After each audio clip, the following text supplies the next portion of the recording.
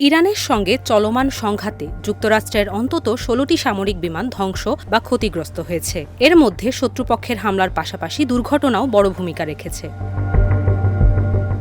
Bloomberg নিউজের একটি প্রতিবেদনে বলা হয়েছে, কুয়েতের আকাশে ফ্রেন্ডলি ফায়ারে ৩টি F-15 যুদ্ধবিমান ভূপাতিত হয়। একটি KC-135 ট্যাঙ্কার বিমান জ্বালানি সরবরাহের সময় দুর্ঘটনায় ধ্বংস হয়েছে এবং সৌদি আরবের একটি বিমান ঘাঁটিতে ইরানের ক্ষেপণাস্ত্র হামলায় আরও ৫টি KC-135 ট্যাঙ্কার ক্ষতিগ্রস্ত হয়েছে।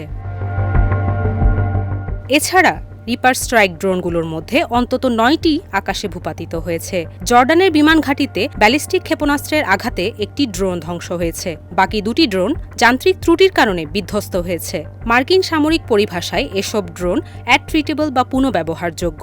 সম্প্রতি ইরানের আকাশ সীমায় একটি F-35 যুদ্ধবিমান হামলার মুখে ক্ষতিগ্রস্ত হয়ে মধ্যপ্রাচ্যের ঘাঁটিতে জরুরি অবতরণ করে।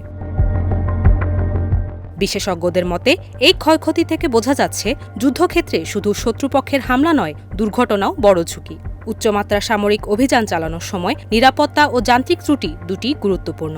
চলমান সংঘাত ইতোমধ্যে মধ্যপ্রাচ্যের নিরাপত্তা পরিস্থিতি, বৈশ্বিক অর্থনীতি এবং জ্বালানি বাজারে ব্যাপক প্রভাব ফেলেছে।